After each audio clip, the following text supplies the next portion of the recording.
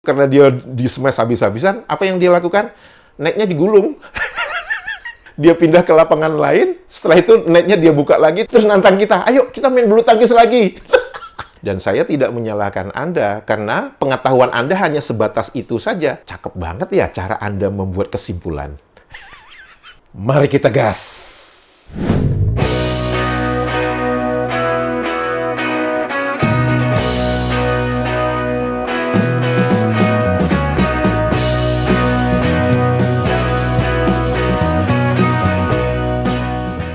Halo, apa kabar semuanya teman-teman? Semoga kita semua dalam keadaan sehat walafiat. Amin ya robbal alamin. Selamat datang di kanal ini, kanal yang berbicara tentang perbandingan kosakata menurut Kamus Besar Bahasa Indonesia dan Kamus Melayu Malaysia terbitan Dewan Bahasa dan Pustaka. Kanal ini juga berbicara pernak-pernik dan informasi tentang negara Malaysia, dan semoga informasi tersebut berguna untuk netizen Indonesia. Video kali ini kita akan berbicara tentang dua kosakata, yaitu mari dan ayo, dan kita ingin melihat apakah ada sinonim dari kosakata mari dan ayo di dalam Kamus Melayu Malaysia. Sebelum saya melanjutkan diskusi tentang dua kosakata tersebut, saya ingin teman-teman mendengarkan kalimat pembuka dari video saya sebelumnya, dan tolong teman-teman dengarkan baik-baik. Jadi yang lebih umum itu orang rakyat Malaysia akan menggunakan kosakata jom breakfast. Mari kita gas! Saya yakin teman-teman bisa mendengarkan bahwa saya menggunakan kalimat mari kita gas. Saya tidak menggunakan kalimat jom kita gas. Mengapa kosakata mari dan ayo saya angkat sebagai topik pada video kali ini? Karena ada salah satu komentar dari netizen. Saya nggak tahu apakah dia ini orang Malaysia atau orang Indonesia. Kalau kita melihat nama ID yang ada di dalam YouTube itu kita bisa melihat bahwa dia memang sangat membenci Indonesia. Dan saya berasumsi dia adalah netizen, bukan Indonesia. Apa yang ditulis oleh netizen ini? Dia menuliskan bahwa saya menggunakan kalimat pembuka jom kita gas. Dan dia menanyakan apakah kosakata jom ada di dalam Kamus Besar Bahasa Indonesia. Hebatnya lagi, netizen ini meneruskan dengan pernyataan bahwa setiap kali di awal video saya, itu saya selalu menggunakan kalimat pembuka jom kita gas. Seperti biasa, dengan majas hiperbola yang norak tersebut, netizen ini meneruskan dengan kicauannya, dengan igauannya, dengan mengatakan bahwa siapa yang mencuri kosakata? Hanya maling yang berteriak dia maling. Tentu saja, saya begitu membaca komentar dari netizen ini kaget. Loh, sejak kapan saya menggunakan kalimat jom kita gas? Karena itu, saya menjawab komentar netizen ini mengatakan, sepertinya Anda mempunyai masalah dengan alat pendengaran. Saya katakan begitu. Karena di dalam cuplikan video yang saya tunjukkan tadi, jelas-jelas saya mengatakan, mari kita gas. Dan di dalam cuplikan video itu, kalau teman-teman perhatikan bahwa latar belakangnya itu adalah hitam putih. Begitu saya mengatakan, mari kita gas, itu latar belakangnya berwarna. Artinya apa? Secara sederhana bahwa ketika latar belakang di pembuka itu hitam putih, itu adalah cuplikan dari isi video yang akan teman-teman lihat nantinya. Jadi, itu dua hal yang berbeda. Ketika saya mengatakan jom breakfast, itu adalah membacakan artikel yang ditulis oleh rakyat Malaysia bahwa kosakata sarapan itu sangat jarang digunakan oleh rakyat Malaysia. Karena rakyat Malaysia terbiasa menggunakan bahasa rojak, bahasa rujak, bahasa yang campur-campur. Karena itu, saya membacakan di artikel tersebut, biasanya rakyat Malaysia menggunakan kalimat jom breakfast. Kemudian, ketika saya mengatakan mari kita gas, itu adalah untuk menyatakan mari kita mulai video ini. Itu. Netizen ini dengan sangat ajaibnya, jelas-jelas saya mengatakan jom breakfast, kemudian saya mengatakan mari kita gas, dan itu latar belakangnya berwarna. Oleh netizen ini dianggap saya mengatakan jom kita gas. Cakep banget ya cara Anda membuat kesimpulan. Saya yakin ini salah satu bentuk kegagalan dalam mengambil hikmah. Mengapa kita manusia diberikan dua telinga, kiri dan kanan, satu mulut, agar supaya kita bisa mendengarkan dengan lebih baik menggunakan dua telinga. Supaya apa? Supaya stereo, jangan mono. Setelah kita mendengarkan, kita berpikir, mencerna, memproses, setelah itu mengerti dengan apa yang diucapkan, setelah itu baru kita akan memberikan reaksi, memberikan jawaban. Sepertinya proses ini tidak dilakukan oleh netizen yang menuliskan komentar ini, sehingga langsung nyolot aja tanpa berpikir panjang. Berpikir secara kritis. Jangan jadi macai. Jangan jadi wala. Guna fikiran, dengar, nilai dengan baik. Tapi sepertinya netizen ini tidak mendengarkan apa yang disampaikan oleh Perdana Menteri Malaysia.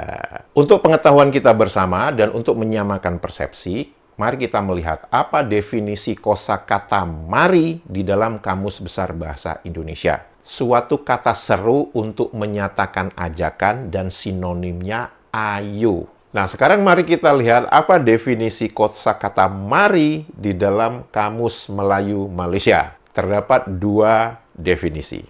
Definisi pertama adalah kesini.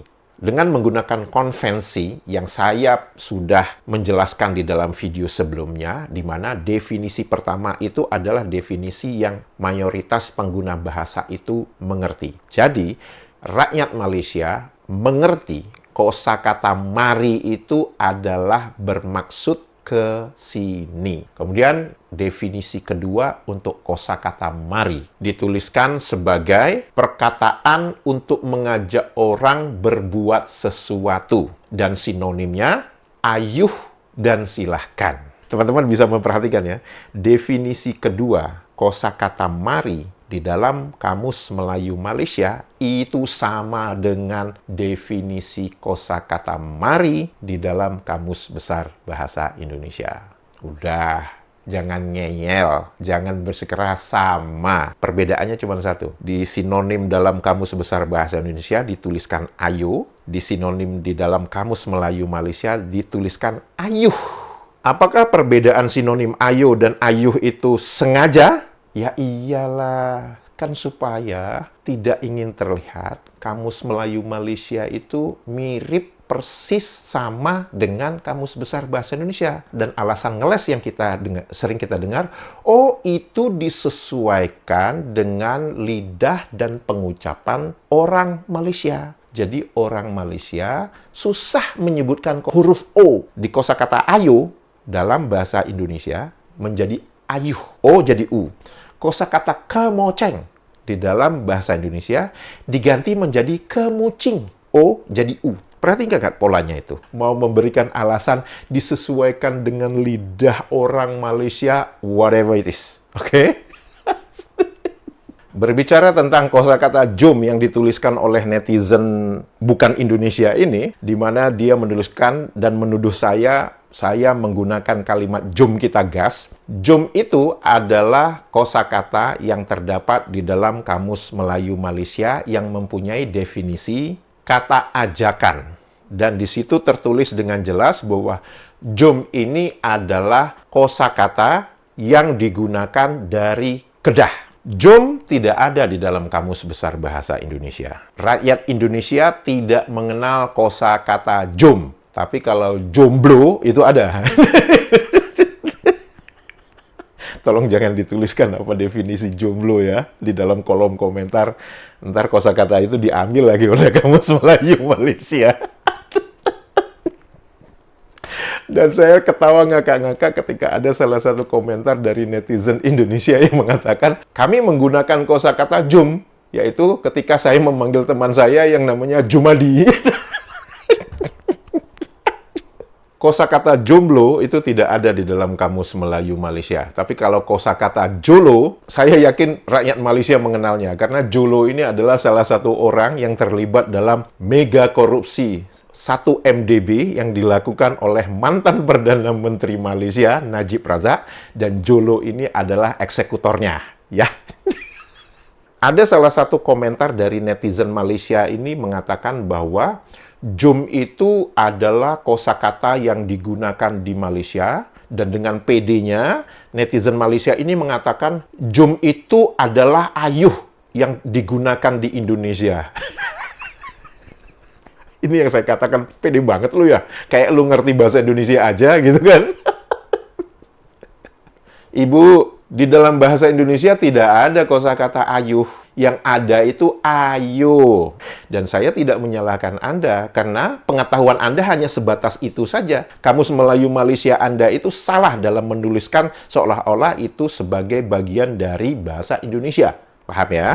Memang mengasihkan teman-teman kalau kita memberikan reaksi atau jawaban kepada netizen Malaysia ini. Karena ada pola yang kita bisa lihat dengan jelas. Saya berikan 3 contoh. Contoh pertama, ketika saya memberikan jawaban atas pernyataan salah satu netizen Malaysia yang mengatakan hutang negara Indonesia terhadap GDP itu adalah 88%. Dan dikatakan 12% itu hak untuk memberikan makan 270 juta rakyat Indonesia. Dan saya memberikan koreksi jawaban bahwa data itu salah. Yang betul itu adalah 39%. Kita melihat contoh kedua, jom kita gas tadi. Di mana saya menjelaskan, saya tidak menggunakan kalimat jom kita gas. Yang saya gunakan adalah mari kita gas. Contoh ketiga, netizen Malaysia ini dengan PD-nya mengatakan bahwa jom itu dalam bahasa Malaysia, dalam bahasa Indonesianya ayuh. Saya melakukan koreksi bahwa di dalam bahasa Indonesia tidak mengenal kosakata ayuh, yang dikenal itu ayo. Apa pola reaksi dari ketiga netizen ini? Pola reaksinya sama, tidak memberi jawaban, tidak memberikan reaksi atas apa yang saya sampaikan, atas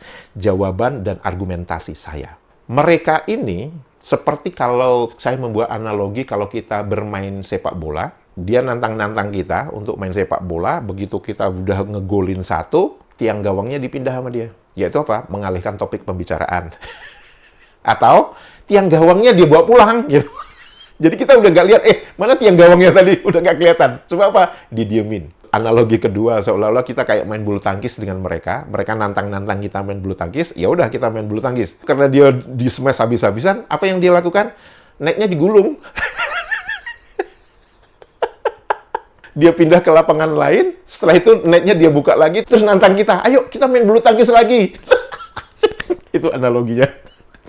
Jadi, karena itu teman-teman, kalau saya agak usil dikit, agak rajin dikit gitu ya, saya akan membalas komentar dari netizen Malaysia itu di dalam kolom komentar. Tapi kalau iseng saya kumat, itu saya akan jadikan sebagai konten dari video saya. Jadi kepada netizen Malaysia, teruskan ya, tuliskan di kolom komentar, jangan malu-malu, jangan ragu-ragu, tulisan aja.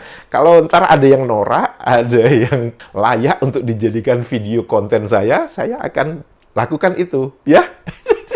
Jika video ini informatif dan berguna kepada teman-teman, jangan lupa jempolnya dan komentarnya. Dan untuk itu saya mengucapkan terima kasih. Sehat walafiat selalu. Dadah!